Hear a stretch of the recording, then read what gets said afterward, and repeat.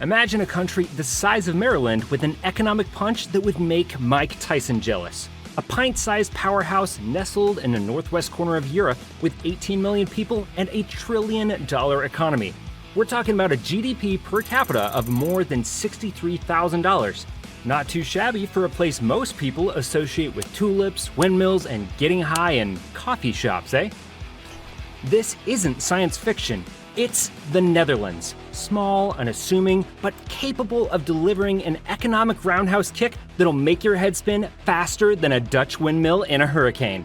69th in population, 131st in land area globally, but economically the 17th largest in the world, bigger than Turkey's, despite Turkey having 5 times the population.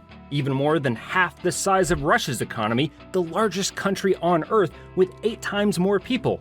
How is that possible? But wait, there's more. The Netherlands is the world's 5th largest exporter. 5th! It's out exporting India, the UK, and Italy. And they're doing it all from a country you could accidentally jog across if you're not paying attention. If you enjoyed the video, don't forget to smash that like button. It helps the channel tremendously. And if you're new here, or just haven't yet, subscribe and hit the notification bell. Thank you, and let's get back to the Netherlands. You'd think the US, with its vast prairies and endless fields, would be the undisputed agricultural champion, right? Well, guess who's nipping at America's heels? Yep, our plucky Dutch friends. The Netherlands is the 2nd largest agricultural exporter globally, pumping out over $100 billion worth of farm goods annually. This is a country with just 5% of the US population and 0.4% of its land area. It's like they're playing agricultural Tetris and hitting nothing but perfect lines.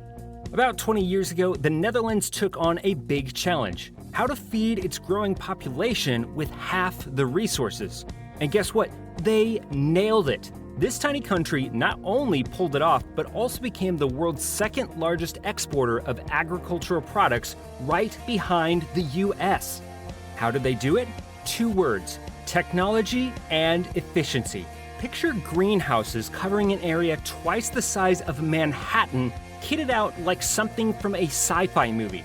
LED lighting, precise climate control, game-changing innovations like vertical farming, advanced seed technology, and even robots that milk cows and harvest crops. The Dutch aren't just ahead of the curve, they're redefining what the curve looks like. They've got nearly 24,000 acres of crops in high-tech greenhouses that use way less fertilizer and water and are so efficient that a single acre can produce what would normally take 10 acres in traditional farming. Dutch farms need just a half gallon of water to grow a pound of tomatoes, compared to the global average of 28 gallons.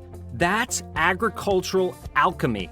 At the heart of all of this is Wageningen University and Research Center, which is basically the Hogwarts of agricultural science. If you're into farming research, this place is in the big leagues and pretty much powers the entire Dutch agricultural machine. Dutch companies aren't shy about dropping major cash on R&D, hundreds of millions every year just to stay ahead of the game. 15 of the top 20 largest agri-food companies, including giants like Nestle, Coca-Cola, Unilever, Cargill, and Kraft Heinz, have major R&D hubs in the Netherlands. The Dutch own more than a third of the global trade in vegetable seeds. Take tomato seeds, for instance. Companies like Rijkswaan and Incotec have engineered seeds to yield up to 150 pounds of tomatoes. That's so valuable that a kilogram of these seeds can go for over $100,000, which is more than a kilo of gold currently costs. And the famous tulips? The Dutch control 90% of the global market. Basically a monopoly. But nowadays, the Netherlands isn't just about tulips and tomatoes. It has taken over one of the world's most cutting-edge industries, and it's not letting go anytime soon: the global semiconductor and microchip game.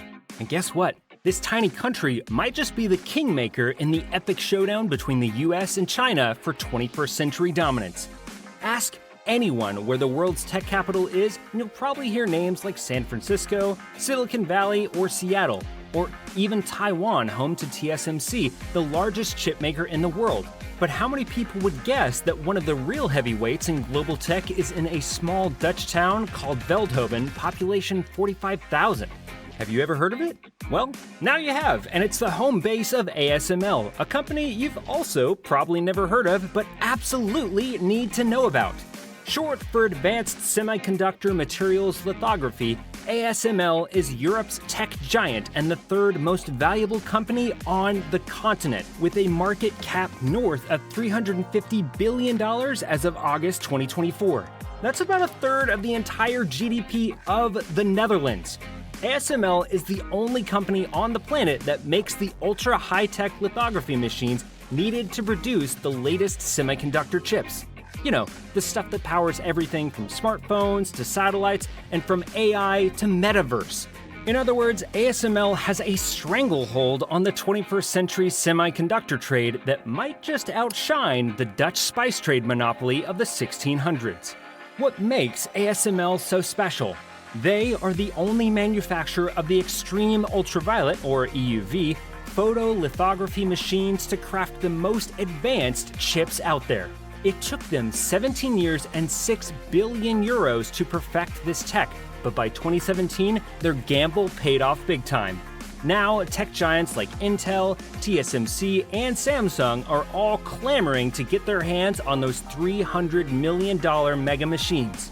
Fast forward to 2024, and ASML controls a jaw-dropping 83% of the global lithography market, with their EUV machines at the center of it all.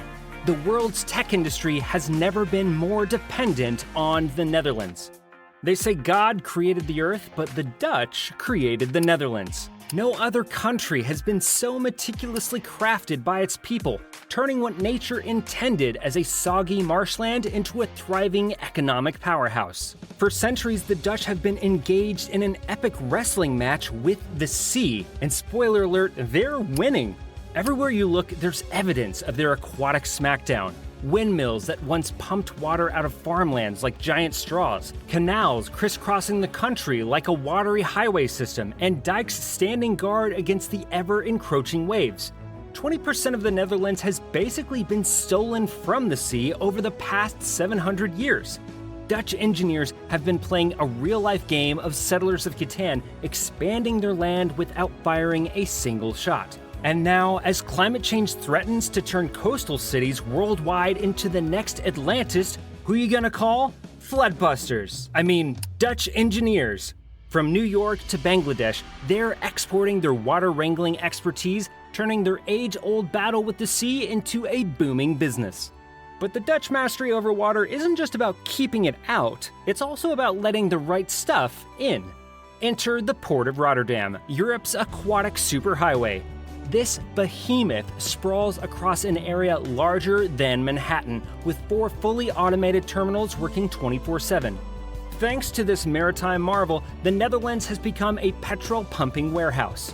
Despite being smaller than some oil fields, this tiny nation is the world's 3rd largest exporter of refined petroleum, outperforming traditional oil giants like Russia and Saudi Arabia, and making more than $80 billion per year.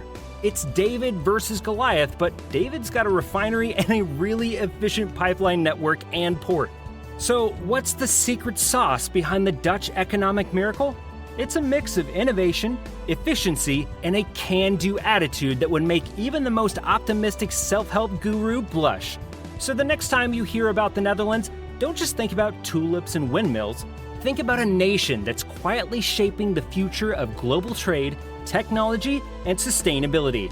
The Dutch aren't just keeping up with the future, they're creating it. And they're doing it all from a country you could drive across in a couple of hours. Just watch out for all the bicycles. That's a wrap for today. Thanks for watching, and see you in the next video.